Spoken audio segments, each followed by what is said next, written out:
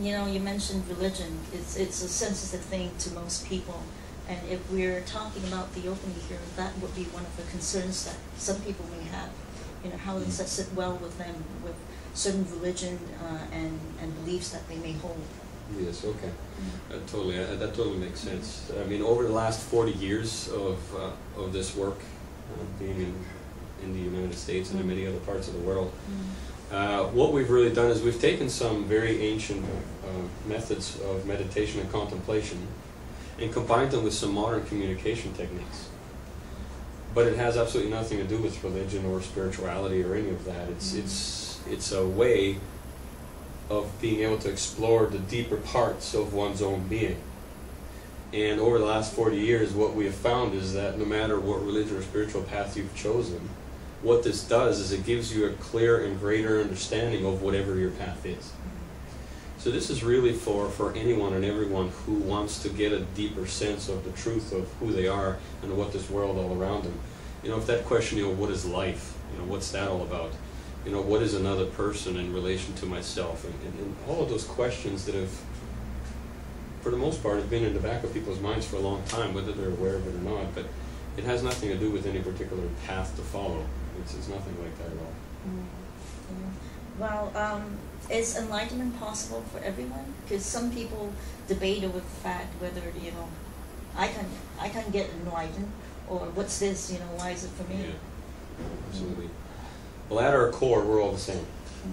You know, there's a kind of divine part in each and every one of us that is the same no matter where you come from. So enlightenment is one of these things that, you know, has been pursued for many years.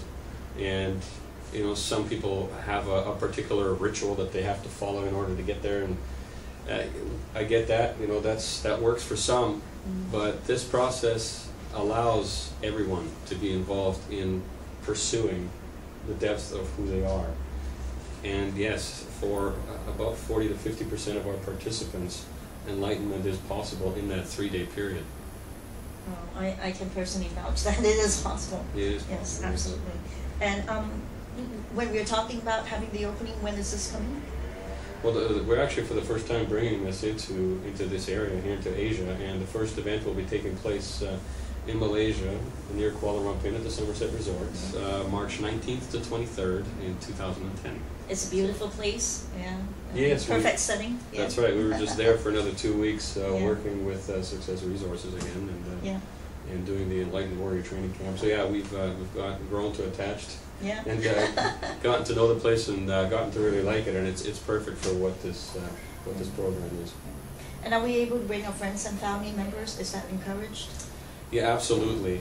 One of the key factors of integrating any program afterwards is, of course, having like-minded people around you. And to have your family and friends present with you as you're going on this 5-day journey is probably one of the most powerful ways of bringing your family closer together, really deepening your bonds with your friends. Yes. If you can bring your business partners to this type of a program, you know, the benefits of that are going to show up very quickly in your level of success you're going to experience in your business. So I say that anyone that you want to have a closer relationship with and a deeper, stronger bond with, bring them with you. Yeah. Well, I think this is clear. Like for couples, you know, come together. Yeah. Yeah, that depends on where you're at. For couples, I think it's important that you both do the work. Yes. And come and attend an opening program.